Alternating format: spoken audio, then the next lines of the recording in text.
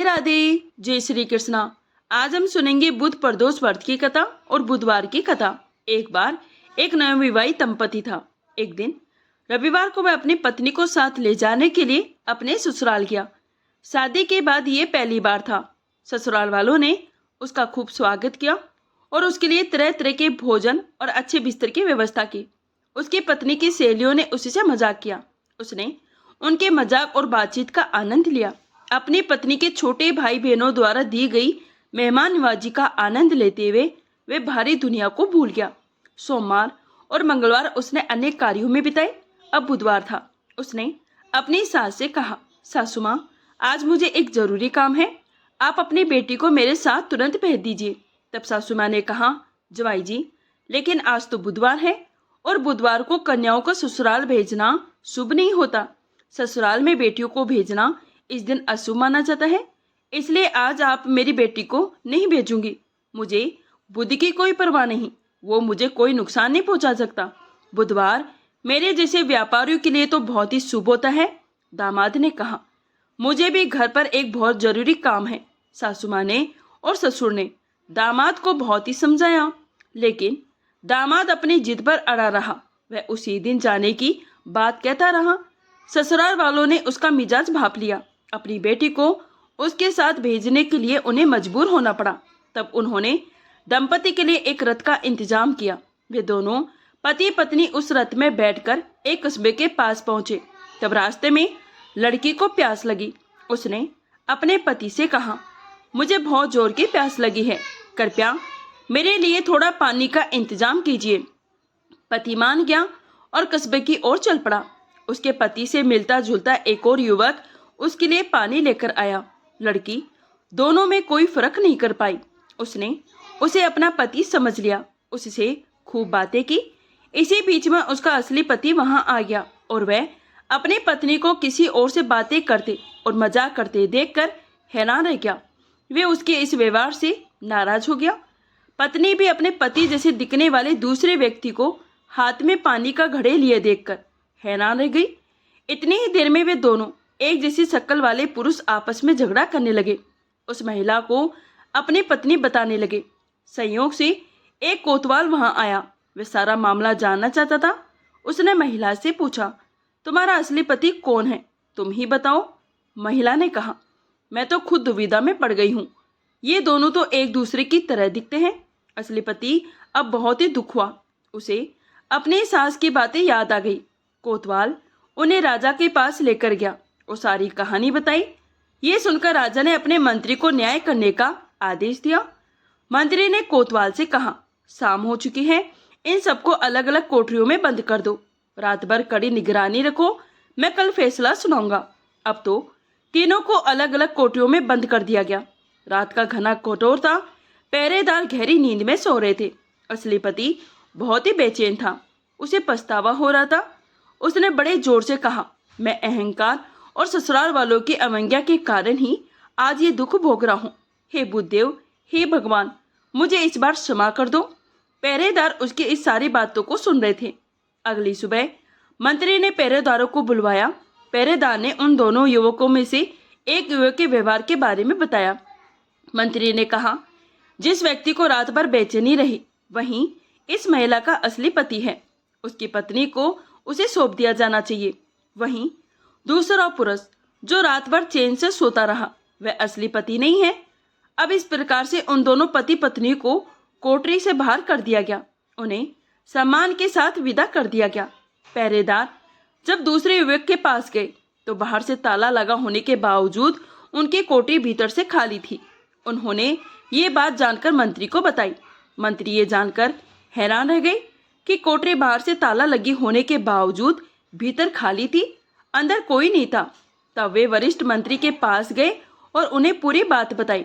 वरिष्ठ मंत्री मुस्कुराए और बोले, लापता कैदी बुद्धदेव है।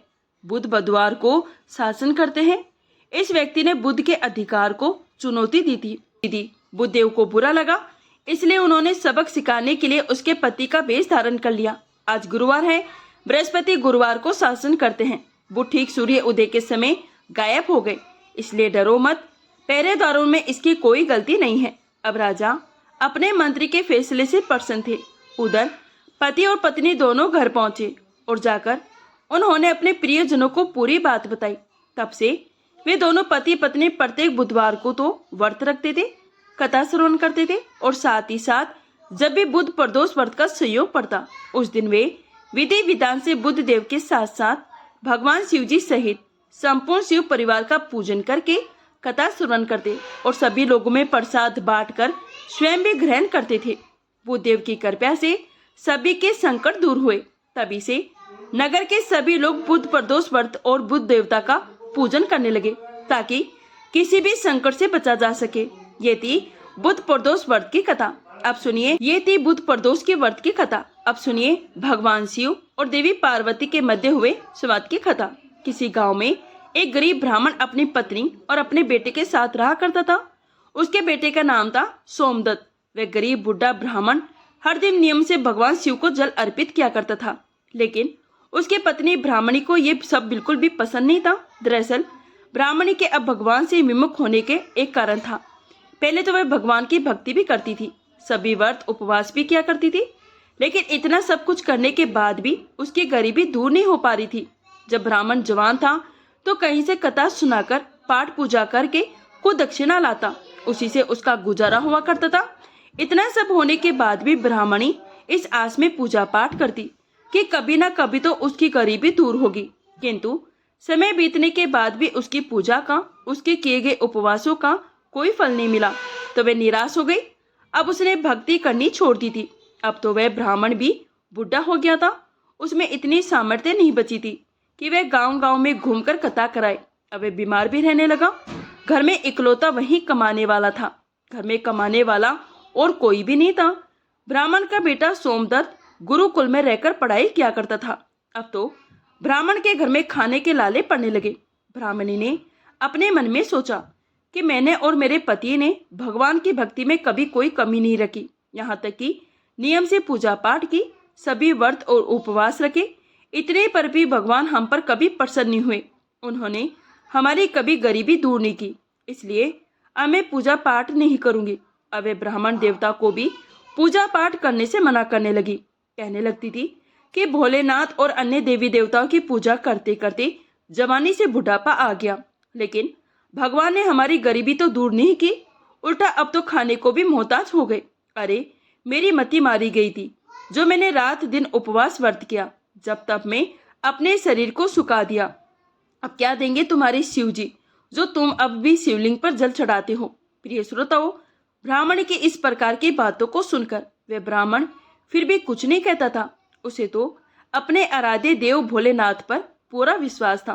अब ब्राह्मण का बेटा भी अपनी शिक्षा पूरी करके गुरुकुल से वापस अपने घर आ गया। अब तक वह थोड़ा बड़ा हो चुका था तो वह अपने माता पिता की सेवा करने लगा। एक दिन की बात है, शिव मंदिर में बैठकर सोमदत्त अपने पिता के साथ पूजा पाठ कर रहा था। वहीं पर वह शिव भक्तों को कथा सुनाने लगा। सोमदत्त कहने लगा कि जो भी भक्त भगवान शिव की कथा को सुनते हैं, उनके मन में जो भी कामना रहती है, भोलेनाथ उनकी वह कामनाएं अवश्य पूरी करते हैं। सोमनाथ की वह सारी बातें मंदिर में पूजा करने आए उसी राज्य के एक राजा ने सुन ली। उसे सोमदत्त की ये बात बहुत ही अच्छी लगी। उसने सोमदत्त को अपने यहाँ राजकुमारी को कथा सुनाने के लिए नौकरी पर रख लिया। अब तो सोमदत्त हर दिन राजकुमारी को कथा सुनाने जाया करता था। वहां से दक्षिणा में जो भी मिलता उसी से वह अपने परिवार का पालन पोषण करने लगा। अब धीरे धीरे उनके घर में धन आने लगा, लेकिन अभी ब्राह्मणी खुश नहीं थी। ब्राह्मणी ने कहा, मुझे अपने बालक के भविष्य की चिंता है। हमारा तो जीवन जैसे तैसे कट गया, लेकिन मेरे बेटे का जीवन अभी बाकी है। हमारे पास इतना धन नहीं कि उसके काम में आ सके। हमारे मरने के बाद उसका क्या होगा? हमारी भक्ति पूजा पाठ का फल लगता है, अब तो कभी नहीं मिलने वाला। क्या भोलेनाथ को मेरा दुख दिखाई नहीं देता? मेरा पुत्र राजा के घर से जो कुछ भी लेकर आता है, माना कि उससे हमारे पूरे परिवार का गुजर बसर हो जाता है, किसी तरह पेट भर जाता है, किंतु और भी तो आवश्यकता है, वे भला कैसे पूरी होगी? भगवान ने क्या अपनी आंखें हमारी तरफ से बंद कर रखी है? क्या मेरे पुत्र को हमारी ही तरह गरीबी में रहकर जीवन बिताना होगा? ब्राह्मण और ब्राह्मणी की ये करुण पुकार जब कैलाश पर्वत पर विराजमान माता पार्वती ने सुनी तो उन्होंने भोलेनाथ से कहा, हे देवों के देव महादेव, आप तो अंतर्यामी हैं, आप इन दोनों की परीक्षा क्यों ले रहे हैं? प्रभु, ये ब्राह्मण तो आपका परम भक्त है, अब उसके दुखों का नाश कीजिए प्रभु, नहीं तो ये ब्राह्मण कहीं आपकी पूजा करना बंद ना कर दे और कहीं उसके मन में आपके प्रति विश्वास ही समाप्त ना हो जाए, तब तो फिर कोई भी आपकी पूजा नहीं किया करेगा। माता पार्वती की इस प्रकार की बातों को सुनकर भोलेनाथ ने कहा, देवी आप बिल्कुल भी चिंता ना करें, मैंने तो उनके भाग्य देह का बीज पहले ही बो दिया। अब हम दोनों को साथ में लक्ष्मी जी और विष्णु जी को लेकर इस ब्राह्मण के घर जाने का समय आ गया है। मेरी कृपा के साथ ही वे ब्राह्मण दंपति भगवान विष्णु और माता लक्ष्मी जी की भी कृपा पात्र हैं। इन दोनों पति पत्नी ने हम दोनों की पूजा एक साथ की। हे देवी, अब पृथ्वी लोक पर जाकर हमें शिव लीला करनी होगी। ऐसा कहकर भगवान शिव जी तुरंत ही माता पार्वती जी के साथ नंदी पर सवार होकर बैकुंठ लोक में जाते हैं, जहाँ पर दयानिधि भगवान विष्णु जी शेषनाग की शैया पर विराजमान थे और माता लक्ष्मी उनके चरण दबा रही थी। तब भगवान शिव जी ने श्री विष्णु जी से पृथ्वी लोक पर चलने के लिए कहा। भगवान विष्णु कहने लगे, हे देवी आप भी हमारे साथ चलिए, हमारे भक्त का बुलावा आ गया है। अब क्या था, चारों देवी देवता साधु और साध्वी का वेश धारण करके पृथ्वी पर और ब्राह्मण के घर पर पहुंचकर अलख जगाने लगे और कहने लगे, अलख निरंजन, अलख निरंजन। घर में से वे बूढ़ा ब्राह्मण निकला। उसने देखा कि उसके द्वार पर साधु साध्वी खड़े हैं, तो उसने उन सबको प्रणाम किया। तब भगवान शिव जी और भगवान विष्णु जी कहने लगे, हे ब्राह्मण देवता, आज रात में हम आपके घर पर विश्राम करना चाहते हैं। तब ब्राह्मण पुत्र सोमदत्त ने अतिथि देवो भव ऐसा विचार करके कहा, महाराज मेरे घर में दक्षिणा में मिले दाल भात आदि से ही हम तीनों के भोजन की पूर्ति होती है, उसी से हमारा पेट भरता है, इसलिए मैं एक समय के भोजन की व्यवस्था कर सकता हूँ। साधु ने उस ब्राह्मण को एक बर्तन देकर कहा, आज वह दाल भात इस बर्तन में बनाओ तो हम सबका दोनों समय का भोजन बन जाया करेगा। इस प्रकार उस बर्तन में बने भोजन से दोनों समय के भोजन की पूर्ति हो गई। इतना भोजन बना कि दोनों समय का भोजन सबने पेट भरकर खाया। अगले दिन प्रातःकाल सोमदत्त जाने लगा तो साधु रूपी भगवान शिव ने पूछा, पुत्र तुम कहाँ जा रहे हो? सोमदत्त कहने लगा, हे साधु महाराज, मैं राजकुमारी को कथा सुनाने जा रहा हूँ, ये मेरा नित्य का नियम है। तब साधु ने कहा, तुम कथा सुनाने के बाद राजकुमारी से पूछना तुम किस इच्छा की पूर्ति के लिए कथाएं सुनती हो। अब सोमदत्त राजकुमारी को कथा सुनाने के बाद उससे वही प्रश्न पूछता है कि हे राजकुमारी, मैं तुम्हें नित्य कथाएं सुनाता हूँ, लेकिन ये बताइए कि आप इन कथाओं को किस लिए सुनती हो। तब राजकुमारी कहने लगी, हे ब्राह्मण पुत्र, मैं इस इच्छा से कथा सुनती हूँ कि मुझे ऐसा वर मिले जिसकी चर्चा सभी के मुंह पर हो, उसके माथे पर चांद और सूरज की रोशनी हो, वह इतना भाग्यवान हो, इतना धनी हो कि उसके कदमों में लक्ष्मी थृकती हो, और ऐसी बारात हो जो आज तक कभी किसी ना देखी हो और ना आई हो। अब वापस आकर सोमदत्त ने राजकुमारी द्वारा कही गई सारी बातें उन साधुओं को बताई। अब देखिए, अगले दिन प्रातःकाल जब सोमदत्त कथा सुनाने के लिए जाने लगा तो उन साधुओं ने कहा, पुत्र आज राजकुमारी से फिर वही प्रश्न करना, वो फिर से तुम्हें कल वाली बातें बताए तो तुम उस समय तुरंत ऐसा कह देना कि जैसा पति तुम्हें चाहिए वैसा तो केवल मैं ही हूँ, और ऐसा कहकर तुरंत वहां से चले आना। सोमदत्त कहने लगा, हे साधु महाराज, कहाँ मैं एक गरीब ब्राह्मण जिसका घर उसी की देवी दक्षिणा पर चलता है, और कहाँ वे एक राजा की पुत्री एक राजकुमारी। राजा तो ये जानते हैं कि मैंने उसके सम्मुख विवाह का प्रस्ताव रखा है, मुझे और मेरे परिवार को मृत्युदंड देकर मौत के घाट उतार देगा, इसलिए साधु महाराज मैं तो ऐसा बिल्कुल नहीं करूँगा। साधु ने कहा, ठीक है, हम तुम्हें परिवार सहित अभिश्राप से भस्म कर देते हैं। सोमनाथ तो पहले ही उनके चमत्कार से डरा हुआ था। उसने सोचा कि राजा तो मुझे बाद में मृत्युदंड देगा, ये साधु महाराज तो मुझे अभी अपने श्राप से भस्म कर देंगे। इसलिए साधुओं को आश्वासन देकर उनकी बात मानकर कथा सुनाने के लिए वह चला गया। कथा सुनाने के बाद सोमदत्त ने राजकुमारी से कहा, हे राजकुमारी, कल आपने जो बताया था उसके अनुसार जैसा वर तुम्हें चाहिए वैसा वर तो अकेला मैं ही हूँ। ऐसा कहकर वे तुरंत वहां से भाग गया। राजकुमारी की पुत्री को सुनकर एकदम आघात पहुंचा। वह हैरान रह गई। फिर उसने दासी द्वारा अपने पिता को बुलाकर सारी बातें बताई। राजा ने सुना तो राजकुमारी को आश्वासन दिया कि उस उड़न ब्राह्मण को उसकी सजा अवश्य मिलेगी। राजा ने तुरंत अपने मंत्रियों से विचार विमर्श किया।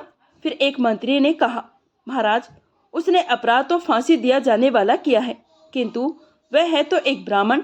उसे फांसी देने पर आपको ब्रह्म हत्या का पाप लगेगा।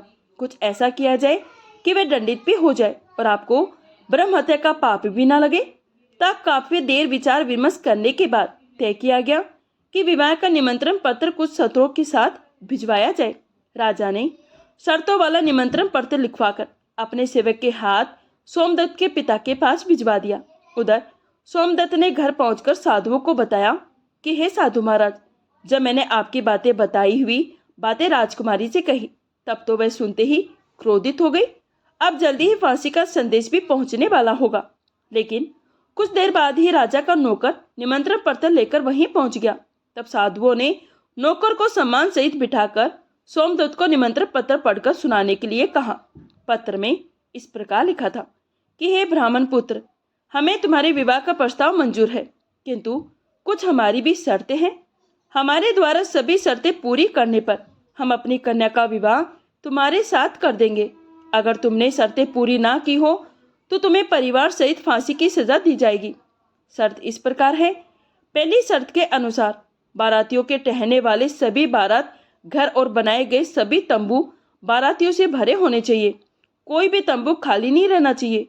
दूसरी शर्त, बारातियों के अतिथियों सत्कार में बनाई गई सभी खाद्य सामग्री, सभी प्रकार के पकवान उपयोग में आने जाने चाहिए, कुछ भी बचना नहीं चाहिए। तीसरी शर्त, ऐसी अद्भुत बारात आनी चाहिए जिसकी प्रशंसा हर व्यक्ति की जुबान पर हो। बारात आने पर अगर कोई भी शर्त अधूरी रहेगी तो बारात में आने वाले सभी बारातियों को भी फांसी की सजा दे दी जाएगी। पढ़ते पढ़ते ही सोमदत्त तो डर के मारे कांपने लगा। उसे इस प्रकार का डरावा देकर साधु ने कहा, पुत्र, तुम डरो मत। नौकर को भोजन करवाकर पत्र का उत्तर देकर विदा कर दो और पत्र में लिख दो कि हे महाराज, आप विवाह की तैयारियां कीजिए, हम इस दिन बारात लेकर आ रहे हैं। नौकर को भोजन में दाल भात परोसा गया। नौकर की थाली में चमत्कार से 36 प्रकार का भोजन बन गया। विदाई में साधुओं ने, जो साधु के वेश में स्वयं भोलेनाथ और श्री हरि विष्णु थे, उस नौकर को मुट्ठी भर धोनी की राख पत्र देकर विदा कर दिया। बाहर आकर नौकर ने मुट्ठी खोलकर देखा तो वह हैरान रह गया कि वह तो राख नहीं बल्कि हीरे मोती है। वह बहुत ही खुश हुआ। उसने जाकर राजा को वह पत्र दे दिया। राजा ने पत्र पढ़ा जिसमें उसकी सारी शर्तें स्वीकार की गई थी। अब तो राजा हैरान रह गया। सोचने लगा कि वो गरीब ब्राह्मण किसके विश्वास पर ऐसा कर रहा है। क्या कोई दुश्मन राजा उसका साथ दे रहा है? क्योंकि वह तो बहुत ही गरीब है। हमारी इस तरह की शर्तें तो वह कभी पूरी नहीं कर सकता। यही सोचकर राजा ने शहर के सारे बारात घर सजवा दिए और बहुत सारे तंबू लगवा दिए। राजा को विश्वास था कि अधिक आदमी न आने के कारण वह शर्त हार जाएगा। उधर सोमदत्त अपनी बारात में चलने के लिए जिसे भी कहता, वहीं उसे ये कहकर मना कर देता कि नहीं, तुम्हारा तो अंत समय नजदीक आ गया है। हम बारात में तुम्हारे साथ मरने के लिए भला क्यों जाए। ऐसी बातें सुनकर वह बहुत ही परेशान हो गया। विवाह वाले दिन सोमदत्त को परेशान देखकर साधुओं ने कहा, पुत्र, आज तुम्हारा विवाह है और तुम परेशान लग रहे हो। तैयार होकर चलो हमारे साथ। तुम किसी भी बात की चिंता मत करो, हम तुम्हारे साथ है। सोमदत्त ने अब तो भाग्य में जो लिख दिया वह होकर रहेगा, ऐसा सोचकर वह तैयार हुआ और साधुओं के साथ चल पड़ा। इधर भगवान शिव जी ने भी इस बारात में चलने के लिए सभी देवताओं को मनुष्य के रूप में आमंत्रित कर लिया। भूत, प्रेत, पिशाच और अनेक गणों को भी विवाह में सम्मिलित कर लिया, जिसके कारण सभी बारात घर और लगाए गए तंबू देखते ही देखते खचाखच भर गए। इसके बाद भी कुछ बाराती बिना तंबू के रह गए। अब राजा के पास सूचना भिजवाई गई कि बारातियों के ठहरने का और प्रबंध करवाया जाए। राजा ने सुना तो चौंककर हैरान रह गया। अब उसने सोचा, कहाँ से इतने बाराती आ गए, चलकर देखना चाहिए कि वास्तव में है क्या बात। फिर क्या था, राजा तुरंत वहां पहुंचा। राजा को आया देखकर भगवान शिव जी ने शुक्र और शनि जी को बच्चे के रूप में बनाकर भूख के कारण रुला दिया। राजा ने 2 छोटे बालकों को रोते देखा तो पूछा, ये बालक क्यों रो रहे हैं? साधु बने शिव जी ने कहा, महाराज, इन्हें बहुत जोर की भूख लगी है। अब राजा ने उन बच्चों को भोजन कराने के लिए भेज दिया। कुछ समय के बाद राजा के कर्मचारी ने आकर बताया, महाराज, वे दोनों बालक तो सारा का सारा भोजन खा गए हैं और फिर भी भूखे के भूखे चिल्ला रहे हैं और रो रहे हैं। ये बात सुनते ही राजा तो बड़ा परेशान हुआ। अब उसने अपना घमंड त्याग कर उन साधुओं के सामने नमस्तक होकर कहा, हे साधु महाराज, अब तो मेरी लाज आपके हाथ में है। साधुओं ने कहा, महाराज कोई बात नहीं, सब कुछ ठीक। साधुओं ने कहा, महाराज कोई बात नहीं, सब कुछ ठीक हो जाएगा। तुम घर जाकर बारात की अगवानी की तैयारी करो। तुम बारात के स्वागत की तैयारी धूमधाम से करो। राजा ने शहर को बहुत ही सुंदर तरीके से सजवाया। जगह जगह झालरों से पूरा शहर दुल्हन की तरह जगमग करने लगा। सोमदत्त भी विवाह के पोशाक में एक राजकुमार की तरह बहुत ही सुंदर दिखाई दे रहा था।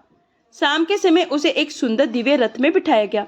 रथ के आगे नगाड़े और ढोल वाले झूम रहे थे, नाच रहे थे। दूल्हे के मस्तक पर चेहरे को चांद और सूरज से सजाया गया था। बाराती हाथों में मुद्राएं लेकर एक दूसरे पर न्यौछावर करके इधर उधर उड़ा रहे थे। बारात के इस अद्भुत दृश्य को देखकर सभी लोग आपस में कहने लगे, इस ब्राह्मण के भाग्य तो देखो, इसके मस्तक के चेहरे में चांद, सूरज और फिर चारों तरफ से इस प्रकार धनलक्ष्मी को उड़ा रहा है मानो किसी बड़े राजा की बारात निकल रही हो। ऐसी बारात तो हमने अपने जीवन में कभी नहीं देखी और न ही कभी आगे देखने की उम्मीद है। ये तो भाग्य का बड़ा धनी है। प्रजा के मुंह से इस प्रकार की बातों को सुनकर माता पार्वती ने भगवान शिव जी से कहा, प्रभु, आप जिस पर भी कृपा करते हैं उसके लिए तो अन्न धन के भंडार खोल देते हैं।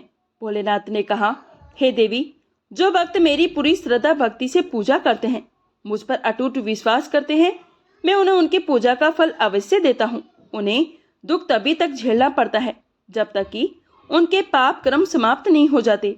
पुण्य कर्म जैसे ही उदय होते हैं उनके भाग्य के द्वार खुल जाते हैं और जो भक्त भगवान के इन कथाओं को सुनता है उन्हें भी राजकुमारी की तरफ फल मिलता है। राजकुमारी ने प्रतिदिन भगवान की कथाएं सुनी। उसके मन में जो भी कामना थी उसे वह कामना पूर्ण रूप से मिल गई। उसकी वह हर इच्छा पूर्ण हो गई। ये तो भोलेनाथ, माता पार्वती और भगवान विष्णु तथा माता लक्ष्मी जी की महिमा थी, जिसके कारण वे ब्राह्मण धनी हो गया। उसका घर महल की तरह सुंदर हो गया। उसके घर में अब किसी भी बात की कोई कमी नहीं थी। अब ब्राह्मणी ने भी फिर से भगवान की पूजा अर्चना शुरू कर दी, खूब दान दक्षिणा देना शुरू कर दिया। अब तो वह भी हर दिन प्रेम से भगवान की कथाओं को सुनती और दूसरों को सुनाया करती थी। प्रेम से बोलिए श्री लक्ष्मी नारायण भगवान की जय, भोले शंकर भगवान की जय। अब सुनिए शिव चालीसा पाठ।